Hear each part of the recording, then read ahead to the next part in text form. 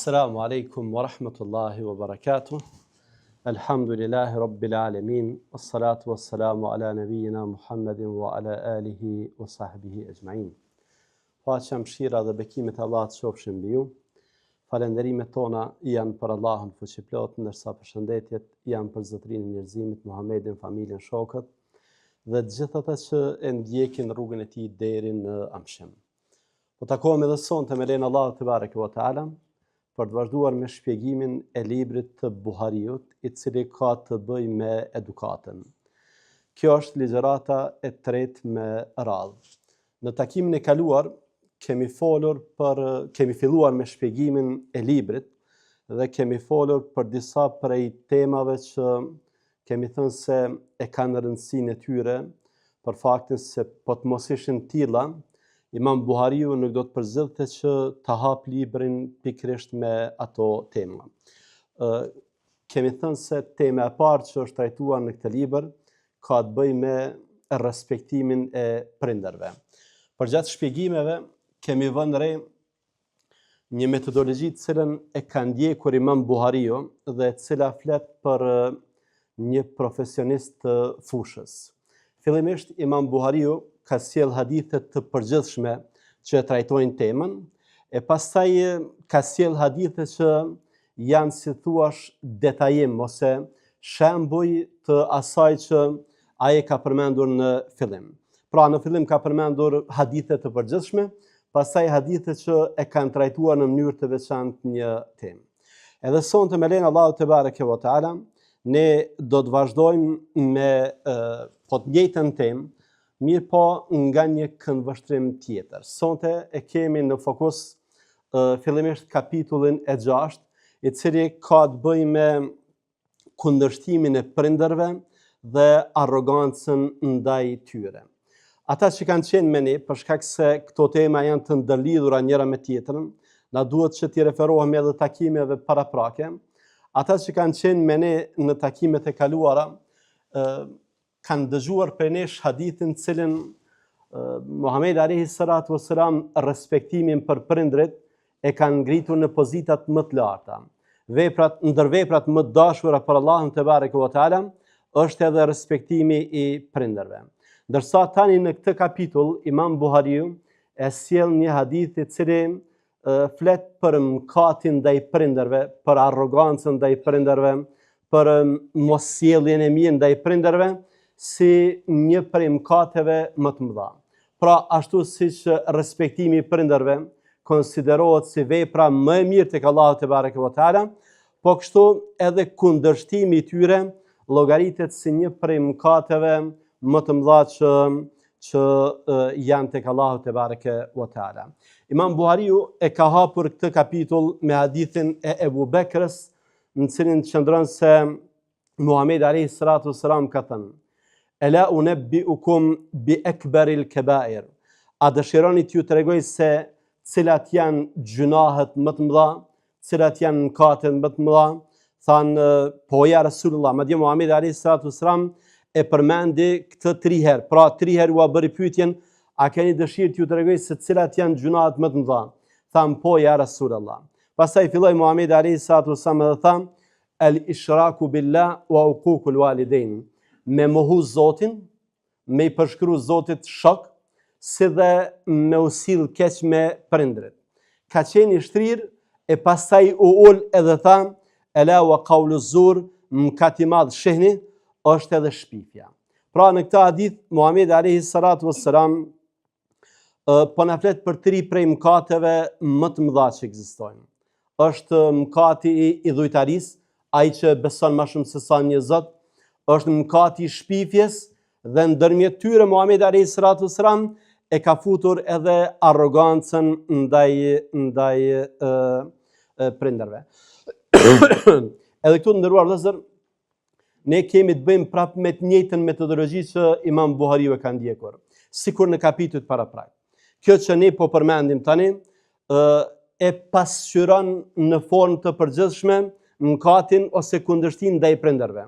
Ndryshe në vazhdim, ne do të kemi detaje me lenin Allahut te bareke ve teala, cilat do të sjellin disa indësi rreth asaj se sa i madh është mëkati karshi prindit. Pra ai që kundërshton prindin, ai që nuk kujdeset për prindin, ai që ka sjellje të keqe me prindin, ai ka bërë një mëkat madh. Dhe çfarë është ai mëkat? Me lejen Allah te bareke ve teala, ne do të shohim edhe shembuj konkret se si manifestohet ky mëkat.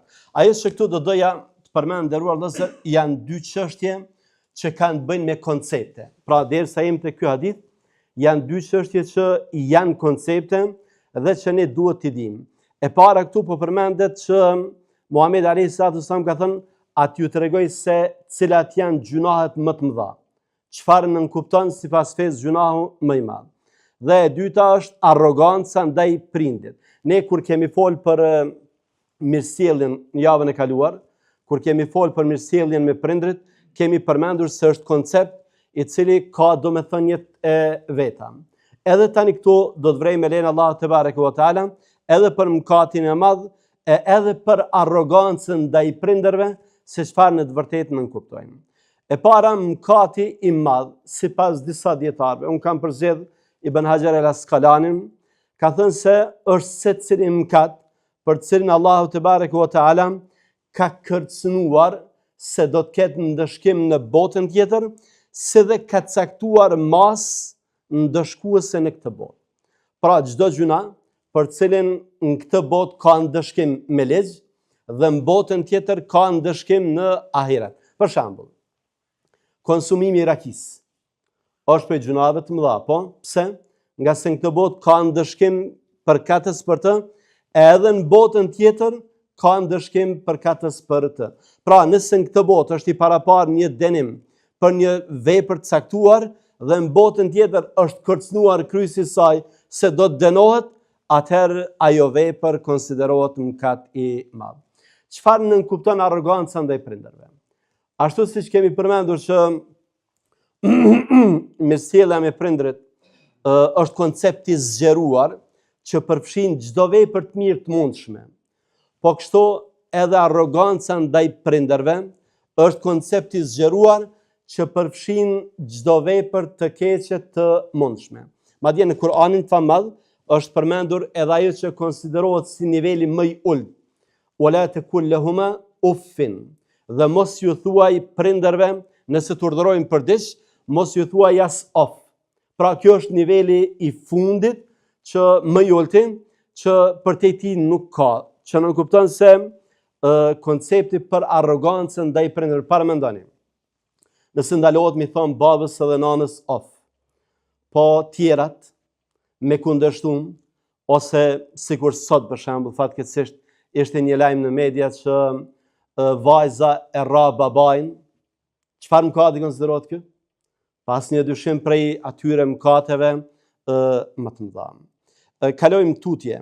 Në kapitullin vijus, në kapitullin e 8, në kapitullin e 7, më falni, Imam Buhariu fillon me shkoqit këtë konceptin për mëkatin ndaj prindit. Fillon me sjell një shembull dhe ka emërtuar kësaj Allahu e mallkoft njeriu që i mallkon prindërit e vet. Allahu e mallkoft njeriu i cili i mallkon prindërit e vet. Siç kemi vënë re, nderuar vëllezër, shumë do të kisha dashur që ti kishit ndjek me rregull për shkak se ka një ndërlidhje interesante ndërmjet ligjëratave. Për shembull, kapitullin e parë Imam Buhariu ka përzgjedhur që me emërtu, me titullu sipas një ajeti. Ky emërtim i këtij kapitulli në fakt është shkputje prej një hadithi. Dhe kjo flet se sot kanë qenë të kujdesshëm dietarët e parë, që madje edhe në ato aspekte teknike, ky është aspekt teknik, kanë përzgjedhur ajete ose hadithe në mënyrë që të jenë sa më afër Kur'anit dhe Sunetit. Në këtë kapitull Imam Buhariu ka përmendur një hadith interesant. Një hadith nga Aliu radiallahu anhu, të cilin e ka pyetur dikush. A të ka veçu me diçka Muhamedi alayhi salatu wassalam ty, që nuk e ka veçu me të dikë tjetër? Aliu radiallahu anhu tha jo. Jo mua, por askënd Muhamedi alayhi salatu wassalam nuk ja ka lënë një mesazh sekret që nuk ja ka treguar dikujt tjetër. Me përjashtim, mua më ka lënë diçka që unë e kam në këllëfin e shpatës. Shpata e ka këllëfin ku ynë dhe prej aty e ka nxjerrë një letër në cilën i ka lexuar këto 4 fjalë. Ka thënë: Allahu e mallkoft njeriu i cili therr kurban jo për Zotin. Allahu e mallkoft njeriu i cili i ndryshon mexhat. Allahu e mallkoft njeriu i cili i mallkon prindrit e tij dhe Allahu e mallkoft njeriu i cili e strehon një shpikës në fe. Ajo që po e përsëris prapë nderuar vëllezër, është se Imam Buhariu këtë libër e ka përzgjedhur që të ketë për temë moralin. Dhe ndonjëherë i sjell hadithet komplet, mirë po synon vetëm një pjesë të caktuar me to. Dhe në këtë rast Imam Buhariu e ka synuar këtë pjesën la'anallahu men la'ana walidej. Allahu e ka mallkuar ose mallkoft atë që i mallkon prindrit e tij.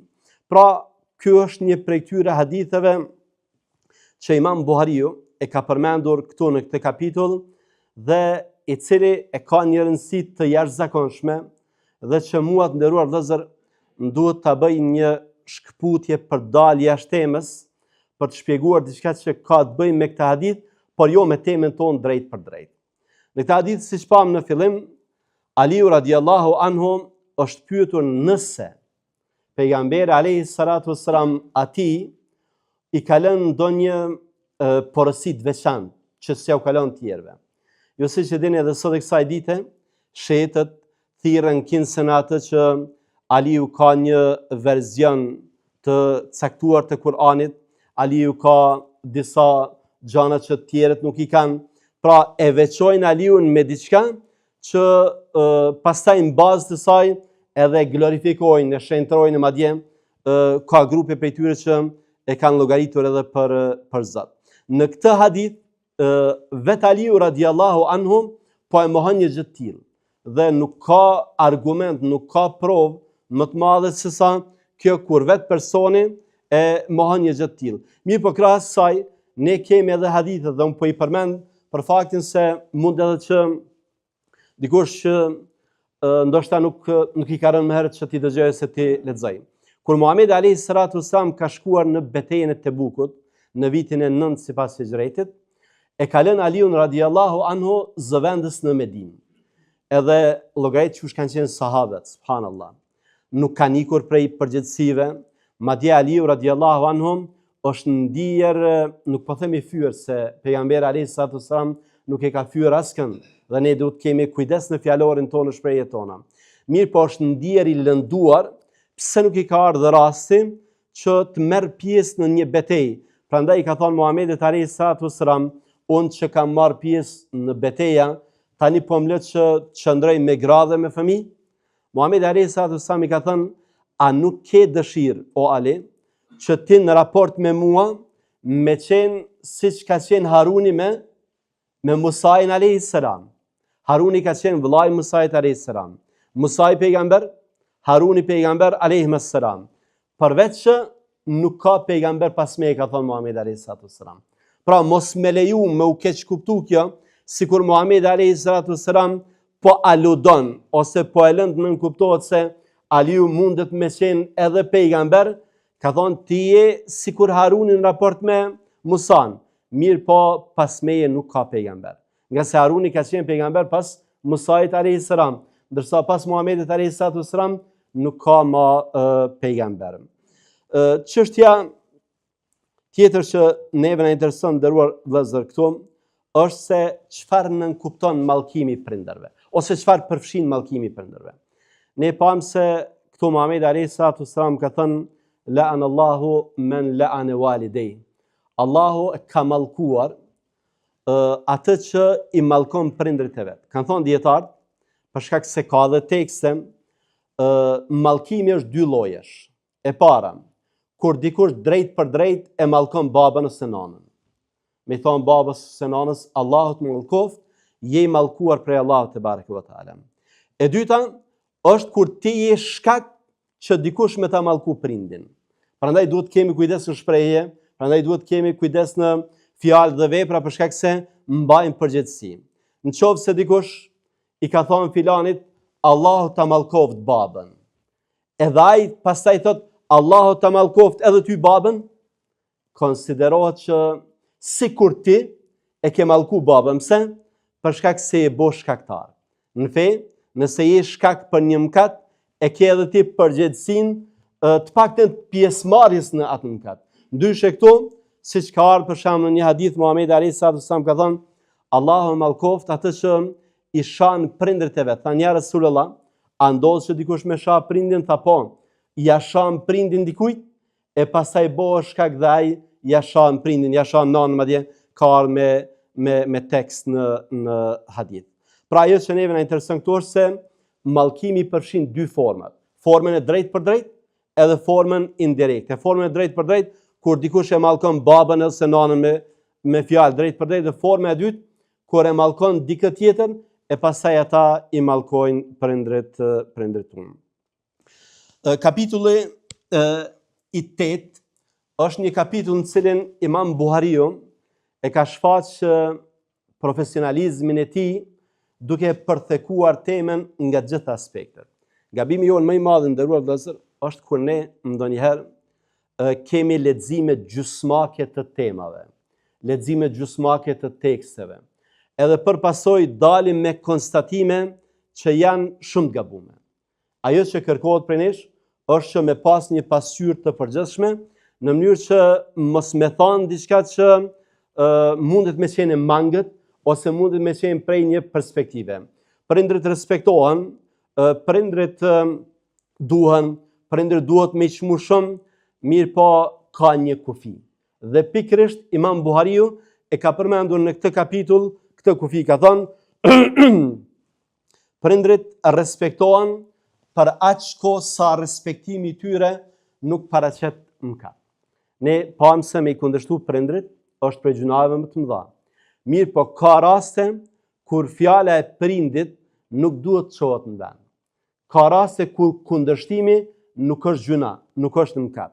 Dhe këtë na shpjegon në një hadith të jetë interesant, në cilin Ebu Darda thotë se pejgamberi alayhi salatu wassalam më ka porositur me 9 gjëra. Unë i thash edhe më herët se Imam Buhariu i ka përmendur hadithet komplet për shkak se kjo është metodologjia e hadithologëve, ndryshe ka synuar pjesë të caktuara. Në këtë hadith, për shkak se ka edhe diçka tjetër që neve na duhet për të argumentuar me të, unë po i përmendi vetëm 2 gjëra. E para, më ka porosit Muhamedi alayhis salatu wassalam, mos me mohu Zotin, edhe nëse masakrohesh dhe digjesh. Dhe e dyta ka thonë, më ka urdhëruar me i respektu prindrit, edhe nëse ta marrin pasurinë tënde. Janë 9 gjëra, po unë po i përmend vetëm këto 2, edhe për shkak të kohës. Dhe për shkak se fshihet një interpretim i veçantë që neve na duhet këtu. Imam Buhariu, nderuar vëllezër, nëse për shembull ne lexojmë këtë hadith, në shikim parë na duket që nuk ka të bëjë me temën. Ne po flasim që prindrit duhet me i respektu për aq kohë sa respektimi i tyre nuk paraqet mëkat. Pastaj Imam Buhariu po vjen po e përmend këtë hadith në cilin sikur në shikim të parë nuk ka argument për çfarë po përmend. Mirë po Imam Buhariu ka meritat e veta veçmas në këtë libër. Ne do të me lejen Allahu te bareke ve teala gjatë shpjegimit do të përmendem edhe shembuj tjerë kur nuk ka hadith të drejtë për drejtë, por ai argumenton me një hadith që neve na bën me dije se argumenti për këtë temë është ky. Dhe në këtë rast Imam Buhariu ka përmendur këtë hadith në këtë kapitull duke na bërë me dije se respektimi i prindërve e ka një kufi se. E para, nderuar vëllezër, Imam Buhariu ka përmendur çështjen e besimit. Ka thonë beso Allahun dhe mos e moho atë, edhe nëse masakrohesh apo digjesh. A është për qëllim kjo që është përmendur në tekst? Jo, në bazë të rregullave të përgjithshme të fesë, nuk është kjo për qëllim. Pra, në disa raste janë përmendur në mënyrë alegorike ose në mënyrë të egzageruar, në mënyrë të stërzmadhuar, në mënyrë që neve të na nxisin për të mbajtur për feje. Ndryshe ju siç e dini, nëse njeriu ekziston në një situatë, për shembull kur i rrezikohet jeta, dhe kur veprimi i tij nuk paraqet pasoja fetare. Për shembull, është një njeri i thjesht, cilin e kërcënoi se nëse nuk thu, nuk ka Zot, ne kemi me të vrarë. Ky është njeri i rëndom. Nëse e ka besimin plot në zemër, atëherë fakti që fjala e tij nuk ka ndikim në masën e gjerë, edhe nëse e thot këtë fjalë, nuk e nxjerr prej besimit. Dhe ka lehtësim tek dietarët që ta thot një gjë të tillë. Prandaj, duke marrë parasysh këtë pjesë dhe këtë mënyrë të interpretimit, kanë thonë dietarët se edhe me këtë pjesën e dytë, kur po thotë që prindi ka të drejtë me të marrë pasuri, me marrë pasuri fëmijës, dhe fëmija nuk duhet me kundërshtu, edhe kjo është paksa e egzageruar, në të kuptimin jo që Zoti mos e dhënë, me dhënë se Muhamedi alayhi salatu wasallam ka thënë diçka që nuk është e vërtetë, por se synimi ka qenë që neve me na nxit. Pse? Pse po themi këtë? E para për faktin se pikërisht në hadithet e Muhamedit alayhi salatu wasallam, respektimi për prindrit kurzohet në dy forma. E para kurzohet nga parimi. Ka thënë Muhamedi alayhi salatu wasallam në një hadith të saktë: la ta'ata li makhluqin fi ma'siyati al-khaliq. Krijesa kushdo qoftë nuk respektohet nëse fjala e tij bën kundërshtim me fjalën e Allahut te bareke ve teala. Qoftë bab, qoftë nan, qoftë hoxh, qoftë çdo kush që ty të urdhëron për diçka që është mëkat, kushdo qoftë ai, fjala e tij nuk respektohet. Dhe e dyta, a është synuar kjo që është thënë në hadith? Jo, kanë thënë dietarët. Për arsye se prindi ka të drejtë me marrë prej pasurisë së fëmijës me disa kushte që i kanë përmendur dietarët. Unë kam përzgjedh një shpjegim të cilin e ka bërë Hoxha Uthejmini, Allah mëshiroft, dhe i cili ka thënë se prindi ka drejt me marrë e para nëse ka nevojë, e dyta mos me lëndu fëmijën e tij, edhe e treta mos me marrë prej një fëmije me ia dhënë tjetrit.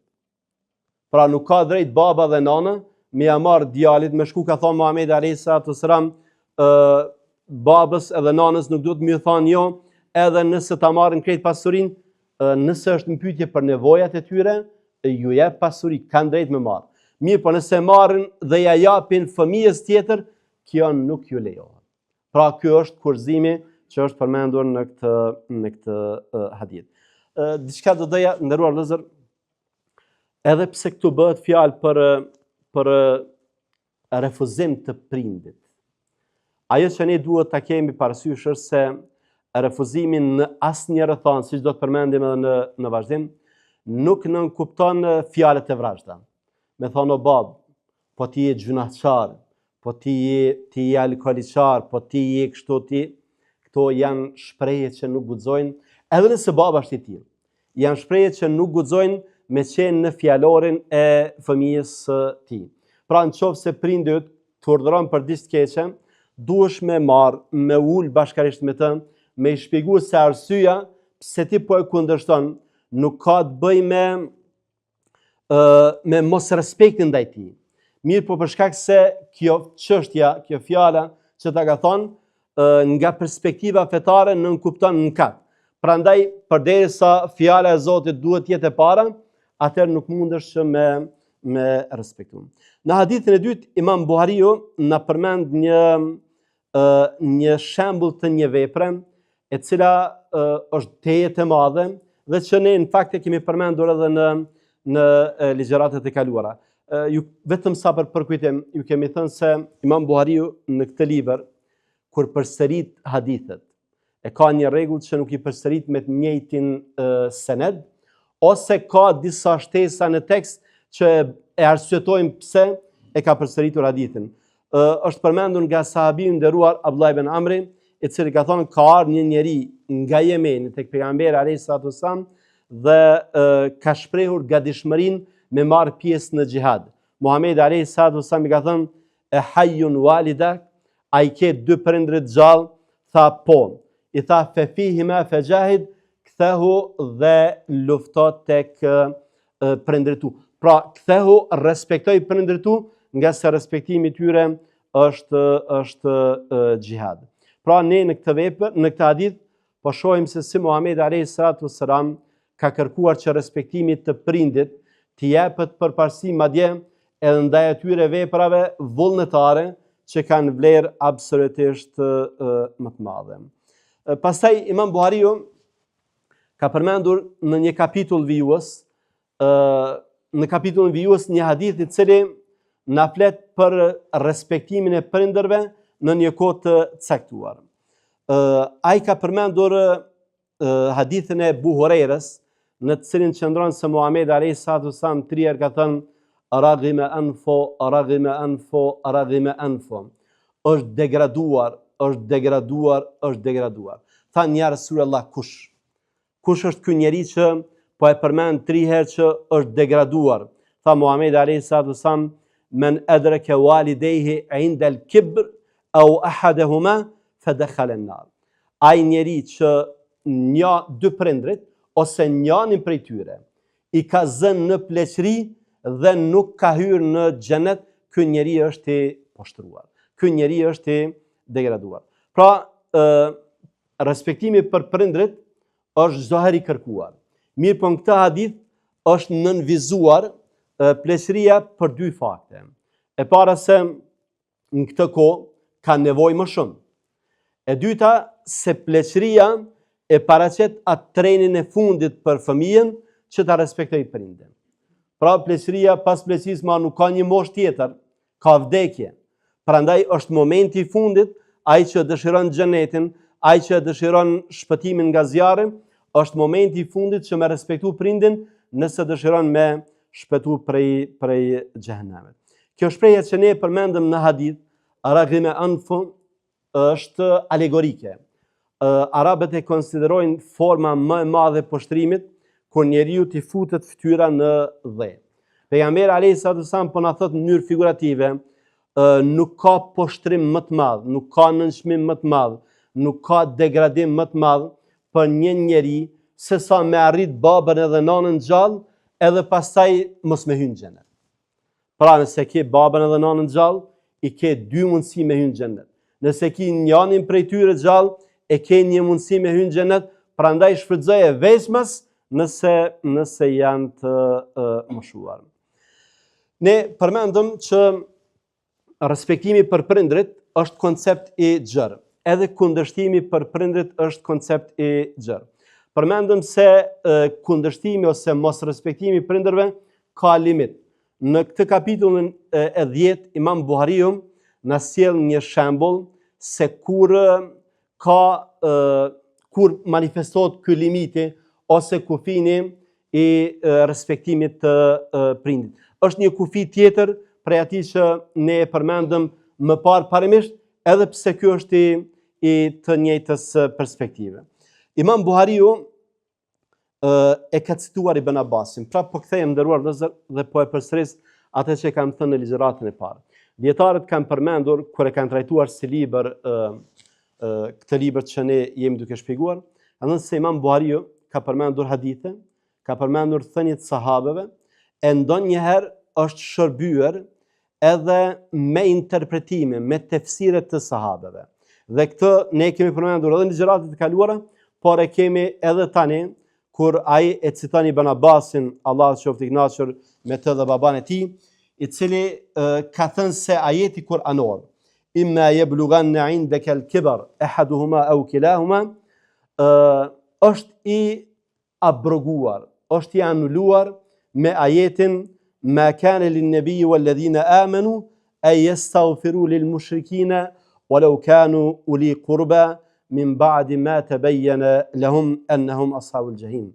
Allahu te bareke ve teala ka thënë, nëse ndonjëri prej prindërve e arrin pleqërinë tek ti, fala takul lahum ufin, mos gabon me ju thon as of. Ibn Abbasi ka thënë që ky ajet është anuluar dhe ne duhet ta shpjegojmë, duhet ta kuptojmë çfarë nënkuptohet me anulim, do ta shpjegojmë në vazhdim. është anuluar me këtë ajetin se në Allahu te barekuhu teala ka thënë se Muhamedit dhe besimtarve nuk ju takon me kërku falje tek Zoti për ata që kanë vdekur në idhujtari edhe nëse janë të afërmit e tyre. Pra në qovë se ka vdek dikush, së është konë musliman, edhe nëse është baba, edhe nëse është nana, pasi që të vdes, ma nuk lejohet me kërku falje për të. Pse nuk lejohet me kërku falje? Për arsye se falje ma nuk ka kuptim. Kërkim falje nuk ka kuptim. Allahu te barekuhu teala në ka treguar në Kur'an që shirku, idhujtaria, është mëkat i pafalshëm. Nëse neve na bëhet me dije që dikush ka vdek në idhujtari, atëherë ma kërkim falja nuk lejohet për të, sepse nuk ka kuptim. Sepse Allahu te barekuhu teala ka thënë inna Allaha la yaghfiru an yushraka bih. Allahu ka vendos, është rregulli i tij. Ai që ka mohu Zotin, Allahu nuk e fal.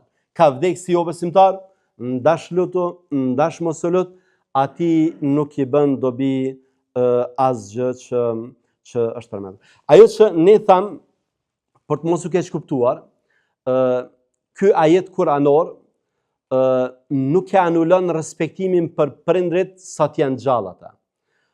Pra nëse prindi është jo besimtar, e ka dhe kryqin, edhe e mohon Zotin, sa të është gjallë, duhesh me respektu. Sa të është gjallë, nëse është i varfër, duhesh me u kujdes për ta. Ajeti kuranor bën fjalë në mënyrë ekskluzive për periudhën pas vdekjes, jo periudhën sa të është gjallë. Prandaj me këtë ajet kuranor që është përmendur në këtë hadith, për synim është periudha pas vdekjes. Pra nuk ka respektim, nuk ka lutje, nuk ka kërkim falje për atë që vdes si jo besimtar, qoftë bab, qoftë nan, qoftë vlla, qoftë motër. Prandaj për mos me ka qenë shumë i kujdesshëm Imam Buhariu, për mos me leju që me u keq kuptu këtë çështje, në kapitullin vijues ka përmendur një rast tejet interesant. Një rast të një sahabiu të përgëzuar me xhennet, Sa'd ibn Abi Waqqasit, Allah të qoftë i kënaqur me të, i cili ka qenë i njohur për respektin që ja ka bën nanës. Sa'd i ka thonë, unë jam një prej atyre besimtarve që për kitazi me mu, Allahu te barekuhu teala i ka shpallur 4 ajete kuranore. Dhe një prej këtyre ajeteve kuranore është ky. Thotë, kur e kam pranuar Islamin, nana ime është betuar se as s'ka me hangër, as s'ka me pi, pra ka bën një lloj proteste, derisa ti nuk e ndron fen edhe me u kthy prapë çysh ke qenë. Ky ka shku tek nana, edhe është sill mirë me butësi edhe i ka thonë ai nanë, edhe nëse vdes 100 herë, unë nuk mundem me lan fen. Allahu te barekuhu teala në lidhje me këtë ka shpall ajetin kuranor, wa in jahadaka ala an tushrika bi ma laysa laka bihi ilm fala tuti'huma wa sahibhuma fi dunya ma'rufa. Nëse baba dhe nana bojnë përpjekje që ty me të largu pe rrugës Zotit, pe fesë Zotit, fala tuti'huma, ky është kufiri, mos i respekto. Mirë po, a duhet që mos respektimi me u manifestu dhunshëm? Jo, wa sahibhuma fi dunya ma'rufa, edhe sillu mirë në çështjet e kësaj dynjaje. Pra, vetëm këtë çështje nuk e respekton.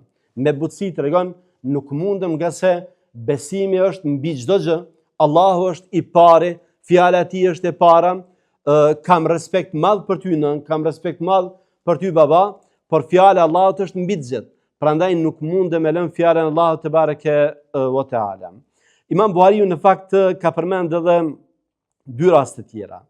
Është rasti me Esmën, vajzën e Abu Bekrit, e cila ka thënë se nëna e saj që ka qenë jo besimtare, ka qenë idhujtare, ka ardhur tek pejgamberi alayhi salatu wasalam edhe i ka thënë ka ardhur tek Esma, më falni, dhe Esma ka shkuar ka pyet pejgamberin sam, ka thënë ja Resulullah, ka ardhur nëna ime, a me i mbajt lidhjet unë me të, ajo është idhujtare? Ka thënë pejgamberi sam po. Pra përderisa nuk ka diçka që ty të bën keqin fenë e Zotit, që ty të pengon fenë e Zotit, respektoje. Madje këtu, nderuar vëllezër, ka një ajet interesant, se ne ka përmendur Sufjan ibn Uyeyna, një dietar i madh, ka thonë la yanhakumullahu anil ladina lam yuqatilukum fid din. Allahu nuk ju ka ndaluar parimisht që jo me u sill mirë me ata që nuk ju luftojnë në fe. Pra ne e kemi parim, kemi me u sill mirë me çdo kë, qof musliman, qof jo musliman, përderisa ai nuk na lufton në fe. Përderisa më parë pam se ne prindrit i respektojmë kufirësh deri ku? Deri tek aty ku paraqet mëkat ndaj Zotit, këtu ka edhe një kufi tjetër, ka një dimension tjetër të këtij limiti, dhe ky është që nëse ata nuk na luftojnë në fe, ne sillemi mirë me ta. Nëse na luftojnë, atëherë nuk ka respekt për ta. Dhe rasti i tretë me të cilin edhe po e përmbyllim me lenin Allah te bareke ve teala është rasti i Omerit radhiyallahu anhu, i cili një ditë, siç rrëfen djali i tij Abdullah, Allah qoftë i kënaqur me të dy, thotë se ka pa në treg një lloj pelerine, e cila i ka pas disa fije të mendafshët. Edhe sahabët kanë qenë të përkushtuar që me pa Muhamedit alayhi salatu wasallam më mirë se sa veten e tyre. Ka thonë ja Resulullah, sikur ta kishe blek të rrobë e mendafshët, kur vinë delegacione me u duk bukur, ka thonë pejgamberi alayhi salatu wasallam, këtë rrobë e vesh ai që nuk ka hise në ahiret. Ai që nuk e ka xhenetin, ai e vesh të rrobë. Ai që shpeson xhenetin nuk e vesh mendafshin. Ma vonë pejgamberi alayhi salatu wasallam ka ardhur diçka prej pres, ja ka dërguar Omerit radhiyallahu anhu një rrobë të tillë.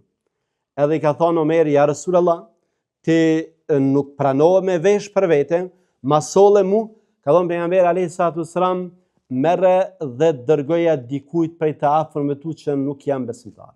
Omeri ka pas një vëlla, i cili ende nuk e ka pranuar Islamin në Mekë. E ka marrë këtë rrobë dhe ja ka dërguar vllait të tij në Mekë. Poenta qëndron tek kjo pjesë. Pra lejohet që ne, madje edhe me shkëmbyll dhurata, me ta afërmit ton jo musliman. Kjo nënkupton se nuk bëhet fjalë për një raport të ftoftë, për një raport të zymt. Bëhet fjalë për një raport të gjallë, ne mbajmë lidhjet me ta, ne madje ju dërgojmë edhe dhurata, me këtë synojmë që t'u fitojmë shpirtin. Ajo që kisha pas dëshirë para se ta përfundoj këtu, në mënyrë që të mos keq kuptohet, ne po flasim për një rrobë të mëndafsht, cilën nuk e ka veshur pejgamberi alayhi salatu wasalam, nuk e veshë Omeri radhiyallahu anhu, e pastaj po ja dërgojnë dikujt që ta vesh atë. E para është rregull, kanë thënë dietarët musliman, dhurata kujdo që i jepet, qof muslimanit, qof jo muslimanit, patjetër duhet jetë halal. Pra ajo që të na është halal, ajo ju dhurohet. Një jo musliman për shembull e pin rakin, a lejohet që unë m'ia dërgu një shishe raki? Nuk lejohet. Atëherë cili është shpjegimi këtu që Omeri radhiyallahu anhu ja dërgoi vllait të tij një rrobë të mëndafsht. Imam Neveviu ka thonë qëllimi është se nuk ja ka dërguar që me veshaj për vete, po ja ka dërguar që me shit ose me ja udhuru grave, për arsye se ajo që ndalohet për neve, ndalohet që me udhuru edhe atyre. Pra nuk ja ka dërguar mëndafshin, edhe nuk guxojmë që me marrë si mesazh prej këtij rasti se jo muslimanëve mundem me ju bë dhe dhuratat këtilla, nga se ajo që është haram te na, ndalohet me ja u dërgu edhe atyre, thjesht për qëllim është që ja ka dërgu me ja fitu zemrën dhe jo se ja ka dërgu që ai me shfrytzu atë për vete. Ky është kapitulli i 11 dhe i fundit për sonte. Ne me lenin Allah te bareke ve teala do të vazhdojmë, mirë po do të vazhdojmë pas haxhit. Deri atëherë inshallah, elusallahu te bareke ve teala që të përfitoni prej hoxhallarëve që do të vazhdojnë çdo të shtune, edhe kisha bërë thirrje që të përgjigjen këtyre ligjëratave. Janë të organizuara vetëm për ju. Nuk ka asnjë interes tjetër, asnjë qëllim tjetër, përveç që ne të jemi në shërbim sa më shumë për ju. Prandaj mundohuni që t'ju përgjigjeni ligjëratave, janë të mirën tuaj. Allahu na bashkoftë në xhenet. Wassalamu alaikum wa rahmatullahi wa barakatuh.